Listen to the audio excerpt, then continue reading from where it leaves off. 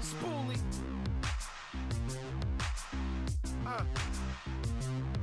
Remix. The knife. Alright. Local shows. Here's my thoughts on it. And I gotta say this, because somebody needs to say this shit. I feel like since I started this, even when nobody knew who the fuck we was, okay, we always brought a fan base with us. You know what I mean? Always. Even before we had a fan base, because we just had people we fuck with. You know what I mean? People that give a shit. You know what I mean? But I gotta say something about shows around these parts. I'm noticing there's a lot of people that do a lot of talking, a lot of big talking around here, and I see these people coming to shows by themselves. Not even a brother or a sister or one friend. And I have to be honest with you, it bothers me bad.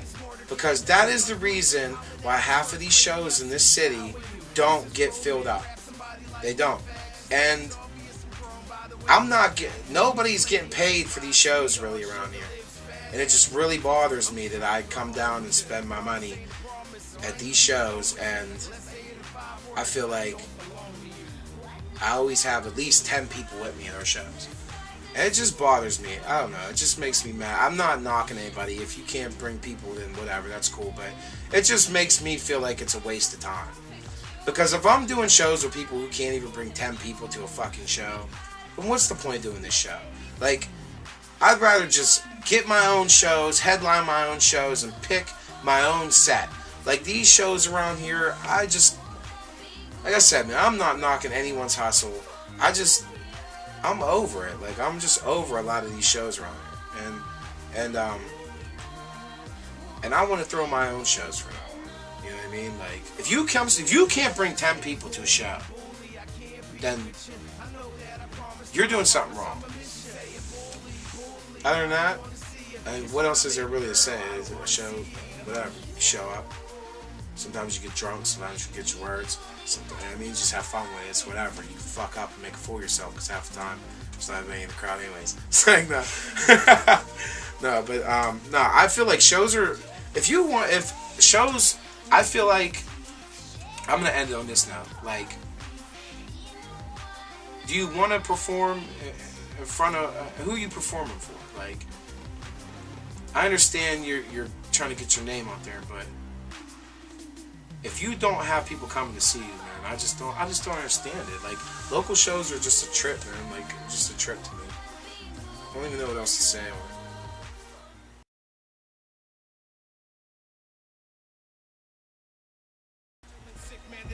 I feel like obviously the Royce the 5'9" track was a major accomplishment. It's a shame how that went down, man, because the people that I was on it with, Kurt B and Dom and Royce, that was the lineup on it. And right after we did that bitch, well, nah, it was probably down the road a little bit, but still, couldn't even really do anything with it because me and Dom fell out, and it was just like, it's just kind of just sitting there, man.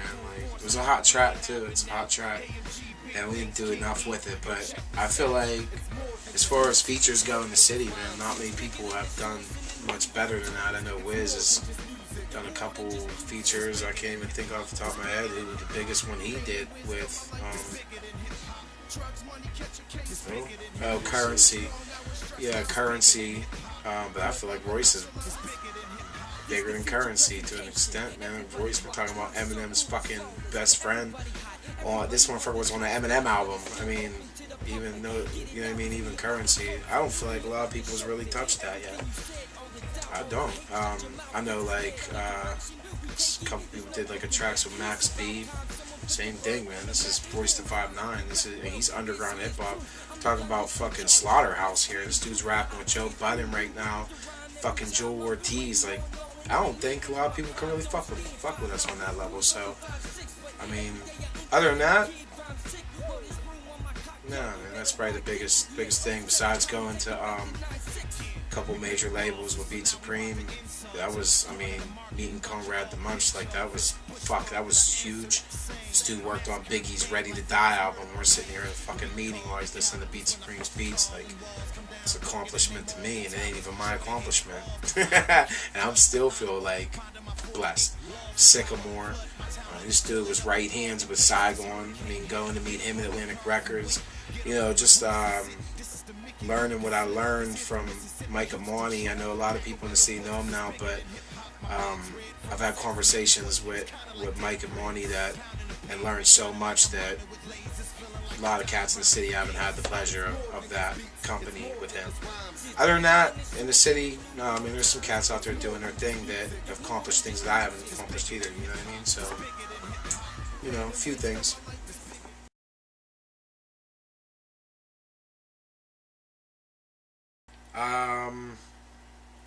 Definitely gotta say Wiz Khalifa, of course, leader of our city.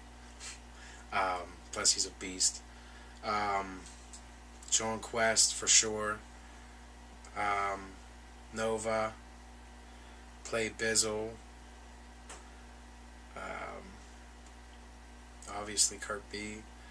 And up and coming artist Young Roach. Be on the lookout for him.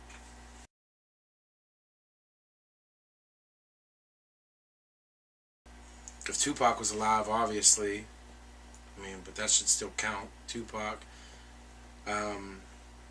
Jay-Z, and Joe Budden.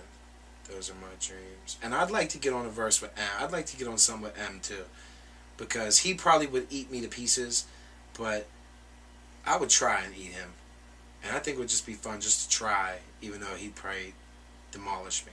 So those would be the four people I would. Everybody's shaking their head right now, like yeah. Yeah, that would be the four people that I would be a dream to work with.